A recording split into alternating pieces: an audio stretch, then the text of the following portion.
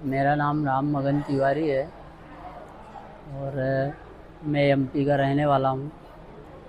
तो मेरे लड़के के ऊपर चाकू से हमला किया गया है। उसकी वजह ये थी कि मेरा लड़का और मेरी लड़की दोनों गैलेक्सी आर्मी इंटरनेशनल स्कूल में पढ़ते थे। लड़का मेरा 10th क्लास में था, लड़की 8th क्लास में। लड़के का बोर्ड का एग्ज़ाम चल रहा था और पेपर हो गए थे, 2 पेपर बाकी थे। लड़का उस दिन छुट्टी में था।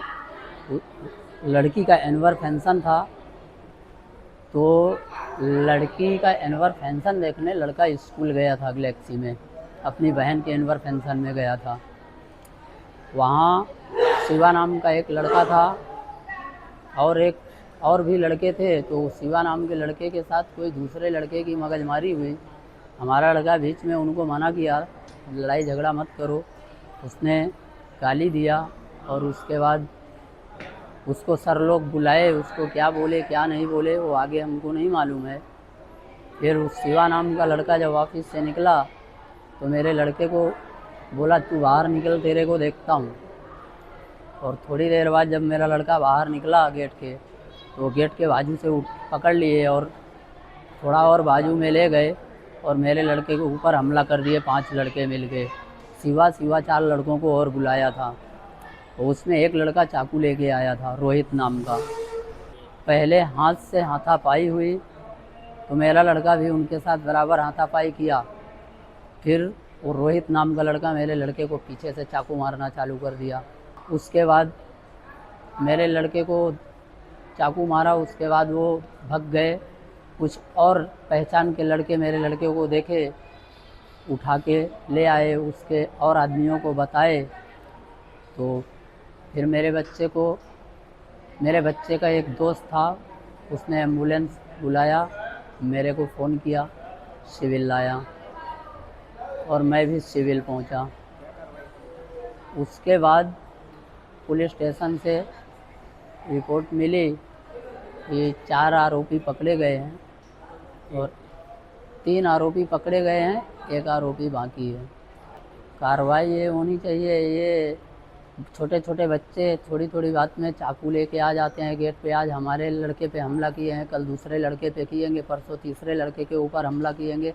एक लड़का हज़ारों लड़कों की जान लेगा, तो इससे अच्छा वो लड़के को उम्र कैद की सज़ा दे दी जाए। सर, घटना स्कूलની પ્રિમાઇસીસની બહાર બની છે. જે બાળકને વાગ્યું છે એ સ્કૂલનો વિદ્યાર્થી હતો. 10મા ધોરણમાં ભણતો હતો, પણ એની સ્કૂલ ક્લોઝ થઈ ગઈ હતી અને એની બોર્ડની એક્ઝામ ચાલી રહી છે અને એ છોકરાની સ્કૂલમાં એલાઉડ પણ નહોતું આવવાનું. છતાં પણ એ લોકોએ બહારની સાઈડથી સ્કૂલની બહાર આ ઘટનાક્રમ ઘટ્યો છે. સર, એના વિશે મને માહિતી નહીં, પણ જેના પર હુમલો થયો છે એ સ્કૂલનો વિદ્યાર્થી હતો, 10મા ધોરણનો વિદ્યાર્થી હતો, શિવા કરીને છે.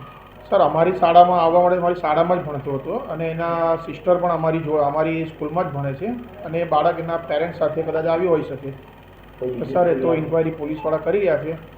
હવે એમાં ઇન્ક્વાયરીમાં હવે એમને શું દેખાયું છે, કારણ કે જેને હુમલો કર્યો છે અમારી સ્કૂલનો વિદ્યાર્થી નથી, બહારના વિદ્યાર્થી છે.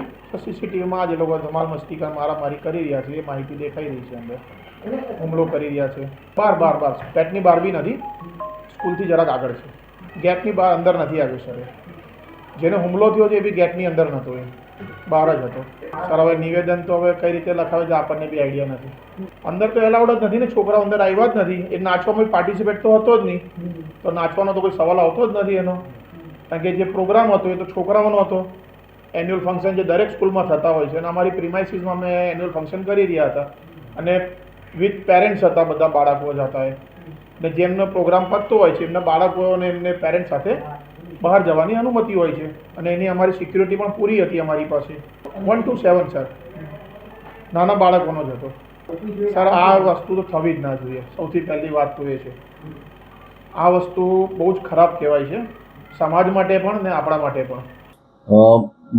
માર્ચ 14 માર્ચ 2026ના રોજ પાંડેસરાના ગેલેક્સી આર્મી ઇન્ટરનેશનલ સ્કૂલ છે તેની બહારના ભાગે વિદ્યાર્થીઓ વચ્ચે ઝઘડો થયેલો, જેમાં એક વિદ્યાર્થી અને 4 વિદ્યાર્થીઓએ ભેગા થઈ અને એક છરી મારેલી અને જેના અનુસંધાને ભોગ બનનાર વિદ્યાર્થીના પિતાજી રામ ગગનજીએ પાંડેસરા પોલીસ સ્ટેશનમાં ફરિયાદ નોંધાવેલી અને એ ફરિયાદના આધારે પાંડેસરા પોલીસ સ્ટેશને ગુનો દાખલ કરી અને આગળની તપાસ ચાલુ કરેલી છે. અને આ બાબતે કાયદાના સંઘર્ષમાં આવેલ 4 બાળ કિશોરોને અટકાયતમાં લેવામાં આવ્યા છે, ડિટેન કરવામાં આવેલા છે. ઘટનામાં ગેલેક્સી આર્મી ઇન્ટરનેશનલ સ્કૂલનો એન્યુઅલ ડે હતો, જેમાં બધા વિદ્યાર્થીઓ ભાગ લેવા માટે આવેલા હતા. અને એમાં ડાન્સ કરવાની બાબતમાં વિદ્યાર્થી વચ્ચે માથાકૂટ થયેલી અને એ માથાકૂટના આધારે સ્કૂલની બહાર નીકળી અને આ હુમલો થયેલો છે. પ્રાથમિક ઇન્કવાયરીમાં મારી એટલું જાણવા મળેલું છે કે એક જે બાળ કિશોર છે એણે 6 મહિના પહેલાં જે છરી છે એ ઓનલાઈન મંગાવેલી, ખરીદ કરેલી છે. અને એ જે વિદ્યાર્થી, જે બાળક છે એ સ્કૂલમાં નથી ભણતો. તો એના મિત્રએ, જેને માથાકૂટ થયેલી, એ મિત્રએ એને ફોન કરી તાત્કાલિક બોલે કે આ રીતે મારે ઝઘડો થયો છે અને તું મદદમાં આવ, એટલે ત્યાં આવેલો.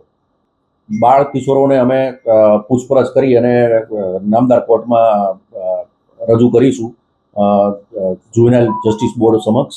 અને આ બાબતે સ્કૂલમાં બીજી કોઈ તકેદારીના ભાગરૂપે બીજી કોઈ પ્રત્યાઘાત ના પડે અને એના માટે અમે કાર્યવાહી કરીશું. પ્રાથમિક માહિતી અનુસાર 2 બાળકો છે, 4 જે બાળ કિશોરો છે પૈકીના 2 બાળકો છે એ સ્કૂલમાં અભ્યાસ કરે છે અને 2 બાળકો છે બીજી ગૌરવ સ્કૂલ કરીને છે પાંડેસરાની, એમાં અભ્યાસ કરતા હતા. અમારા જે બાળ કિશોરે જે છરી મારી છે એણે 9મા ધોરણ પછી અભ્યાસ છોડી દીધો છે.